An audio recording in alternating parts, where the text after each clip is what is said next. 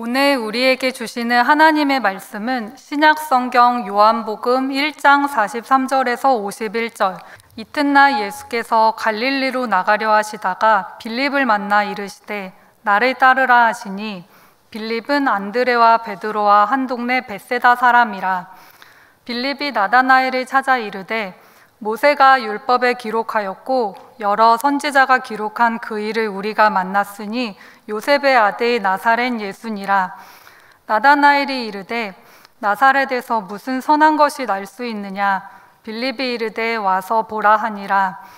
예수께서 나다나엘이 자기에게 오는 것을 보시고 그를 가리켜 이르시되 보라, 이는 참으로 이스라엘 사람이라. 그 속에 간사한 것이 없도다. 나다나엘이 이르되 어떻게 나를 아시나이까? 예수께서 대답하여 이르시되 빌립이 너를 부르기 전에 내가 무화과 나무 아래에 있을 때에 보았노라. 나다나엘이 대답하되 랍비여, 당신은 하나님의 아들이시요 당신은 이스라엘의 임금이로소이다. 예수께서 대답하여 이르시되 내가 너를 무화과 나무 아래에서 보았다 함으로 믿느냐? 이보다 더 큰 일을 보리라. 또 이르시되 진실로 진실로 너희에게 이르노니 하늘이 열리고 하나님의 사자들이 인자 위에 오르락 내리락 하는 것을 보리라 하시니라. 아멘. 오늘은 우리 새가족 헌신 예배로 함께 드립니다. 여호수아 강해를 하려고 했더니 이 12장도 계속 전쟁 이야기라서 이 새가족하고 주제가 맞질 않아서 본문을 바꿨습니다. 그래서 오늘은 새가족 헌신 예배와 주제가 좀 맞는 본문을 통해서 말씀을 전하도록 하겠습니다.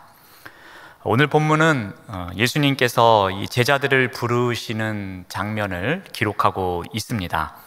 그런데 여기에 중요한 단어가 3개 나옵니다. 바로 보라, 보았노라, 보리라 라는 단어입니다. 먼저 이 보라입니다. 예수님께서 갈릴리로 떠나가시면서 이 빌립을 만납니다. 그런데 이 빌립은 이 공간복음에서 단지 이 12제자의 목록에만 나오는 사람입니다. 근데 유난히 요한복음에는 여러 번 등장하는 인물입니다. 6장에 가면 오병이어 사건과 관련해서 기록되고 있고요. 또 12장에 보면 벳세다 사람을 예수님께 소개해주는 장면에도 나오고 있습니다. 또한 14장에 가면 고별 강화에서 이 예수님께 아버지를 보여달라고 요청하는 장면에도 이 빌립이 등장하고 있습니다. 이러한 빌립을 예수님께서 부르셨던 겁니다. 어떻게 부르셨는지 우리 43절 말씀을 보시면은 이튿날 예수께서 갈릴리로 나가려 하시다가 빌립을 만나 이르시되 나를 따르라 라고 말씀하십니다. 예수님께서는 빌립에게 나를 따르라고 말씀하셨습니다. 이 따르라는 것은 제자 되는 자리로 부르심을 의미합니다. 이전의 것을 버리라는 의미이기도 합니다. 또 지금까지의 삶의 중심에서 자기가 소중하게 여겼던 것, 그런 것에서 벗어나는 것을 말하기도 합니다. 인생 방향의 전환을 의미하기도 하고요. 가치관과 삶의 목표를 자기 중심에서 예수님 중심으로 전환하는 것을 말합니다. 그런데 빌립은 이러한 예수님의 부르심에 순종합니다. 근데 순종하는 정도가 네, 알겠습니다, 예수님을 따라가겠습니다 에서 끝나지 않고 자신이 들은 그 복음에 대한 기쁨을 누군가에게 또 전하려고 합니다. 그래서 45절 말씀을 보면은 빌립이 나다나엘을 찾아갑니다.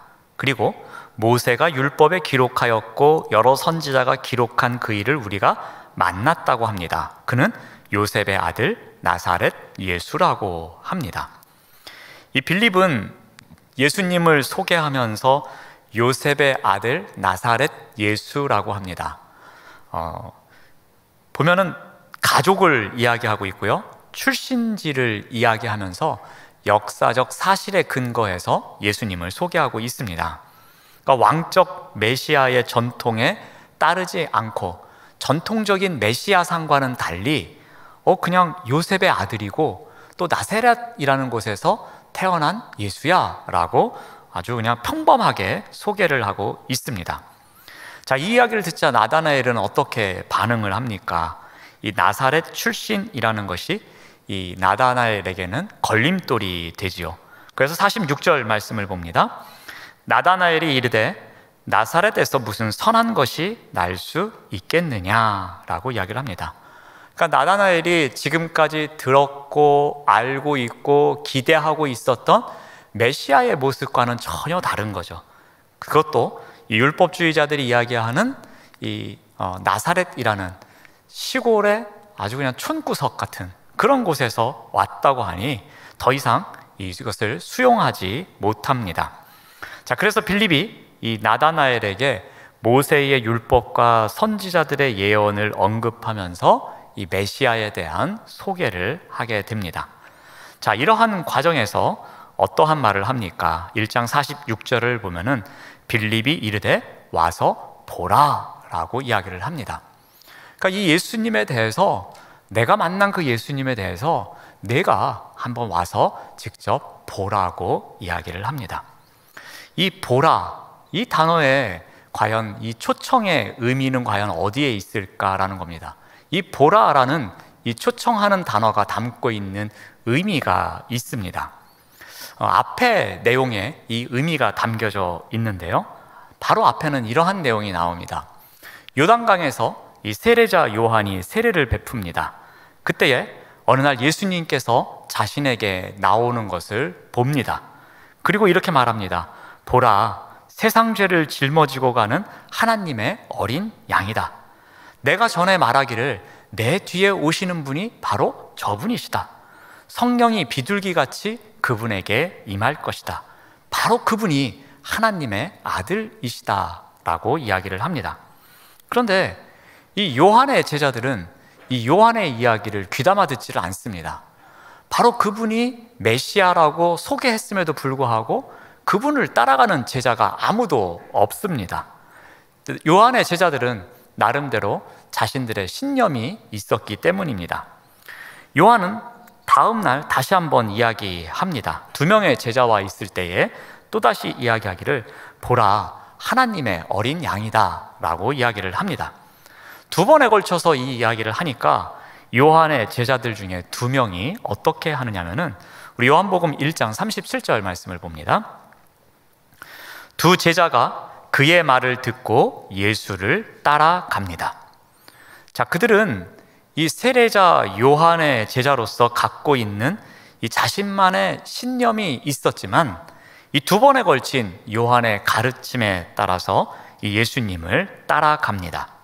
자, 그런데 어떠한 일이 생기느냐면요, 우리 38절 말씀을 봅니다. 예수께서 돌이켜 그 따르는 것을 보시고 물어 이르시되 무엇을 구하느냐? 이르되 랍비여 어디 계시오니까? 라고 말합니다. 예수님께서 요한의 제자였다가 예수님께로 나온 2명의 제자에게 묻습니다. 너희들은 무엇을 구하느냐? 라고 묻습니다. 그러자 이 요한의 제자들이 저는요 이것이 필요합니다, 저것이 필요합니다 라고 답변을 하지 않고 또 다른 질문을 합니다. 어떤 질문입니까? 랍비여 어디 계십니까? 라는 겁니다. 조금 이해하기 어려운 문장인데요, 조금 쉬운 표현으로 바꾸면 이런 것 같습니다. 이렇습니다. 랍비여 어디에 묵고 계십니까? 라는 의미입니다. 그러니까 지금은 사람도 많고 복잡하니까 지금은 아주 심층적인 이야기를 할 수 없다는 것입니다. 지금은 피상적인 만남만을 가질 수밖에 없는 상황이기 때문에 더 깊은 교제를 하고 싶은 겁니다. 그래서 예수님 어디에 묵고 계시는지 저희가 한가할 때 찾아가겠습니다 라는 의미입니다. 그래서 예수님께서는 그들을 초청하십니다. 어떻게 초청하십니까? 39절 말씀을 봅니다. 예수께서 이르시되 와서 보라 라고 초청하십니다. 그러므로 그들이 가서 계신 데를 보고 그날 함께 거하니 때가 10시쯤 되었더라 라고 합니다. 예수님께서는 그들에게 와서 보라고 합니다. 예수님께서는 더욱 깊은 교제를 하기를 원하는 그들에게 말씀의 깊이를 알게 해주시기 위해서 와서 보라고 그들을 초청하십니다. 그래서 그들이 어떻게 합니까? 가서 함께 거하였다라고 합니다. 예수님께서 거하시는 곳으로 찾아가서 예수님과 늦은 시간까지 깊은 교제를 한 것이었습니다. 함께 거하는 시간 동안에 어떠한 일이 일어났겠습니까? 그들이 갖고 있었던 인식이 변하기 시작합니다. 예수님에 대해서 가졌던 이 처음 지식은 얄팍했던 것이라고 본인들이 알아갑니다. 그리고 함께 하는 시간이 점점 많아지면서 점점 깊은 대화 속으로 들어갔을 것입니다. 세례자 요한으로부터 들었던 예수님에 관한 이야기, 그 이야기의 의미가 무엇인지도 하나씩 알아갔을 것입니다. 하나님의 어린 양이라고 했던 것이 어떤 의미인지도 알았을 것이고요. 그리고 하나님의 아들이 어떠한 의미인지도 예수님께 직접 들었을 것입니다. 자, 이와 같은 가르침을 통해서, 깊은 깨달음을 통해서, 인식의 심화 과정을 통해 예수께서 그리스도이심을 그들이 알아간 것이었습니다. 자, 이렇게 인식의 변화 과정, 심화 과정을 겪은 제자들은 이제 어떻게 됩니까? 변화의 과정을 겪어가는데요. 41절 말씀을 봅니다. 그가 먼저 자기의 형제 시몬을 찾아 말하되 우리가 메시아를 만났다라고 합니다. 이들 또한 빌립처럼 된 것을 우리가 알 수 있습니다. 가장 먼저 한 일은 형제에게 예수에 관해 증거하는 일이었습니다. 우리 또한 메시아를 만났다고 입술로 고백하고 있습니다. 그리고 어떠한 삶을 살아가야 되는지도 이야기하고 있습니다. 이 보라라는 이 초청이 담고 있는 의미가 무엇입니까? 이것은 자신이 굳게 지키고 있는 그 신념을 내려놓는 자리로의 초청입니다. 주님과의 깊은 교제가 이루어질 수 있는 자리로의 초청입니다. 그리고 변화의 삶을 시작할 수 있는 자리로의 초청입니다. 이것이 바로 보라입니다. 예수님께서 이 제자들을 만나는 과정에는 이 보라의 시간이 있었던 것입니다. 다음으로 있었던 과정은 보았노라입니다. 예수님은 이 어떻게 제자들을 변화의 과정으로 이끌어 가셨는지, 특히 이 나다나엘에게 어떻게 이끌어 가셨는지 그 과정을 보면 이 보았노라라는 이 단어 하나가 매우 큰 공헌을 합니다. 예수님께서 나다나엘을 만나자 나다나엘에게 하신 말씀이 있습니다. 그게 두 가지인데요. 우리 1장 47절을 보시면은 먼저 이렇게 이야기합니다. 보라, 이는 참으로 이스라엘 사람이라 라고 합니다. 나다나엘을 보시면서 예수님께서 말씀하시기를 이는 참으로 이스라엘 사람이다 라고 하십니다. 근데 여기 참으로라는 단어가 매우 중요한 의미가 있습니다. 이 참으로라는 단어는 요한복음에서는 예수님과 제자들의 정체성을 나타낼 때 사용하는 단어입니다.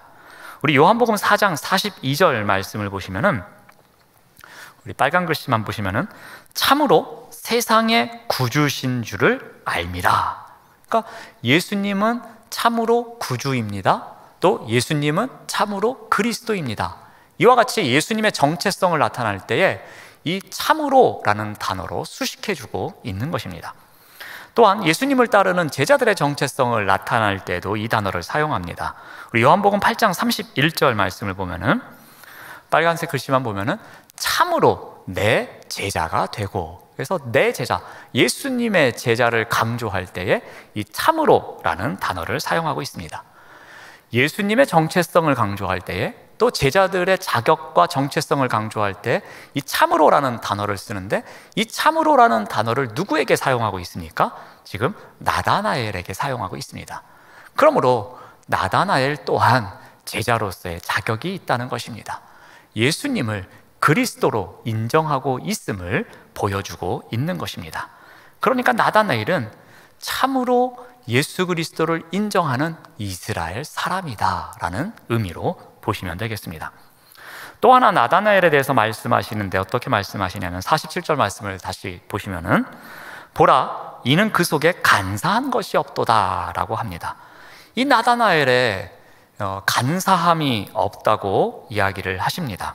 이러한 표현은 이 창세기의 야곱에게 쓰여진 표현입니다. 창세기 27장 35절 말씀을 보시면은 이삭이 이르되 내 아우가 와서 간사하게 내 복을 빼앗아 갔도다 라고 보시면 됩니다. 여기서 나오는 소겨가 간사하게 라고 보시면 됩니다. 야곱은 간사하게 와서 아버지를 혼란케 해서 속여서 복을 빼앗아 간 자였습니다. 그런데 이와 같은 간사함이 나다나엘에게는 없다는 것입니다. 바꿔 말하면 나다나엘은 진실되고 바른 신앙의 소유자임을 이야기하고 있습니다.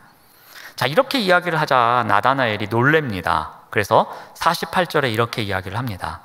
어떻게 나를 아십니까? 하니까 예수님께서 대답하시기를 빌립이 너를 부르기 전에 내가 무화과나무 아래에 있을 때에 보았노라 라고 말씀하십니다. 그러니까 나다나엘이 결정적으로 변화의 과정을 겪는데 공헌한 핵심 단어가 바로 내가 너를 보았노라 라는 단어입니다. 이 보았노라는 내가 너를 알고 있다는 겁니다. 내가 너의 그 모든 상황을 다 알고 있다는 주님의 말씀입니다.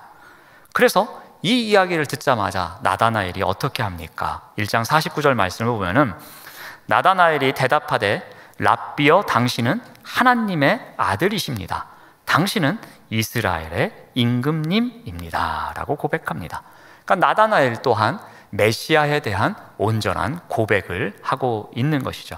그러니까 구약 성경에서부터 내려오는 메시아에 대한 정체성을 온전히 고백하는 믿음의 자리로 나아가는 것입니다. 예수님께서 나다나엘을 향하여서 선포하셨던 이 보았노라, 이것은 나다나엘의 상황을 다 알고 있다는 것입니다. 이 말씀으로 나다나엘이 변화의 삶을 살아갈 수 있도록 이끌어 가신 것이었습니다. 예수님께서 제자들을 만나실 때는 바로 이와 같은 선포의 말씀이 있으셨습니다. 그래서 제자들로 하여금 그 이전의 삶과 다른 변화의 삶을 살아가도록 이끄셨던 것이었습니다. 자, 마지막으로 예수님께서 제자들을 만나실 때에 일어났던 과정 중에 하나는 보리라입니다. 이것은 약속의 말씀을 선포하는 과정입니다. 우리 1장 50절 말씀을 봅니다. 예수께서 대답하여 이르시되 내가 너를 무화과나무 아래에서 보았다 함으로 믿느냐? 이보다 더 큰 일을 보리라 라고 말씀하십니다. 이 나다나엘은 예수님께서 그가 무화과나무 아래에 있을 때에 보았다는 말을 믿었습니다. 그러자 예수님께서는 그에게 약속의 말씀을 주시는데 너는 이보다 더 큰 일을 보리라 라고 말씀해 주십니다. 그러면 어떠한 것을 보리라고 말씀하십니까? 그 내용은 바로 뒤에 나와 있는 51절의 내용입니다. 하늘이 열리고 하나님의 사자들이 인자 위에 오르락내리락 하는 것을 보리라 라고 말씀해 주십니다. 이것은 예수님 안에서 나타나실 이 하나님의 계시를 의미하고 있습니다. 즉 예수님을 통해서 일어날 이 온 세상을 향해서 펼쳐질 하나님의 계획을 말씀하고 계시는 겁니다. 이것은 또한 예수님을 통해서 나타날 다양한 표적을 담고 있는 내용이기도 합니다. 우리 나다나엘은 가나 출신입니다. 그런데 요한복음에 나오는 첫 번째 표적과 두 번째 표적의 장소가 바로 가나입니다. 가나의 혼인잔치에서 물이 포도주로 변하게 하셨습니다. 또 가나에서 왕의 신하의 아들을 고치는 표적을 일으키십니다. 자, 이와 같이 다양한 표적을 나다나엘이 볼 것을 예수님께서 말씀하신 겁니다. 그러니까 이 보리라라는 말에는 이 약속의 말씀을 통해서 하나님께서 예수님을 통해 일으키실 그 많은 계시와 표적과 하나님의 은혜가 있음을, 그것을 볼 것을 선포하신 것입니다. 예수님께서는 제자들을 만나는 과정에서 바로 이와 같은 보리라라는 선포를 통해서 약속의 말씀을 주시고 그 약속의 말씀에 대해서 소망을 갖고 살아갈 수 있도록 해 주셨습니다.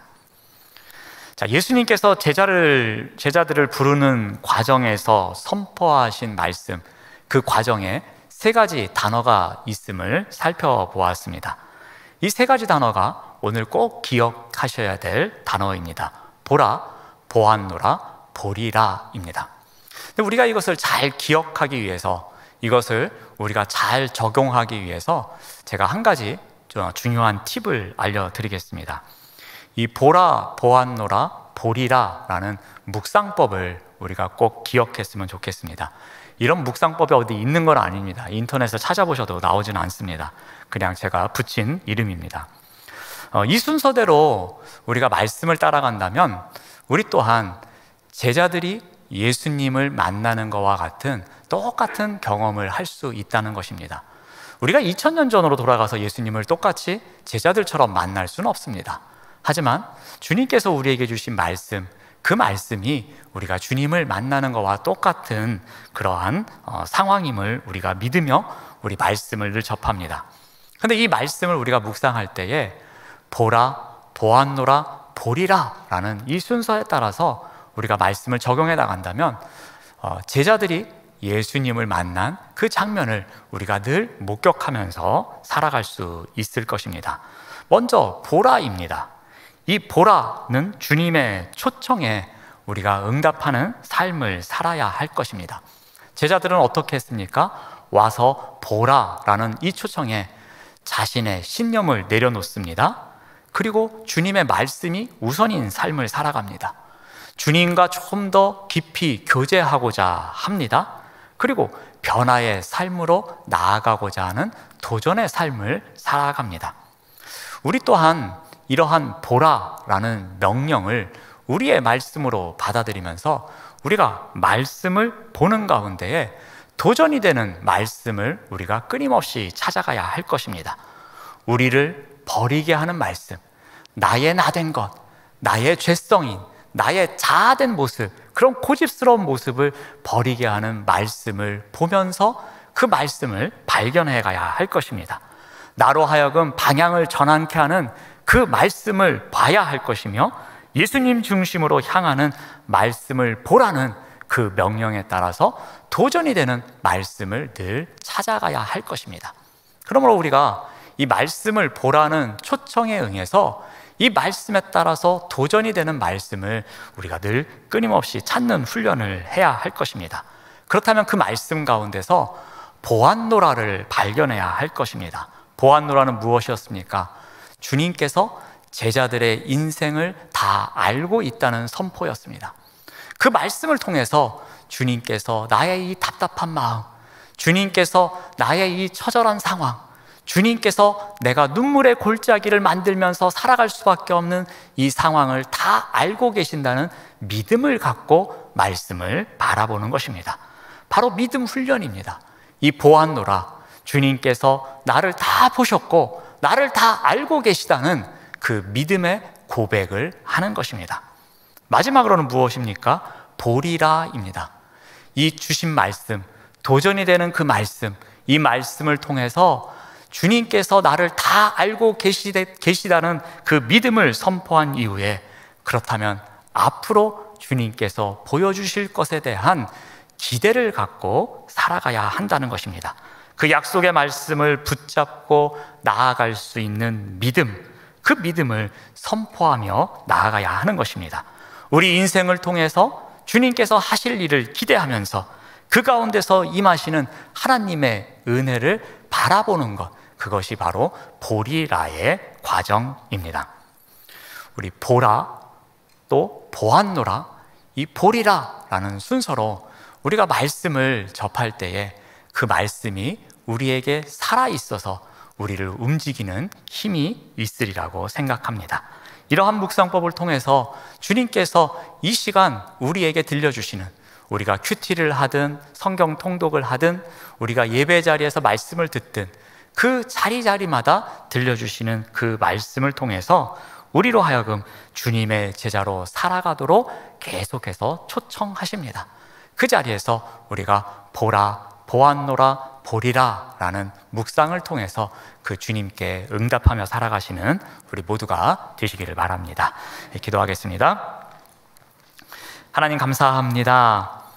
보라는 주님의 말씀에 도전하는 삶을 살아가게 하옵시며, 보았노라는 주님의 말씀에 우리의 삶을 다 아시는 주님만을 믿으며 따라가게 하옵시고, 보리라는 약속의 말씀에 소망을 품고 살아가도록 인도하여 주시옵소서. 예수님의 이름으로 기도드립니다. 아멘.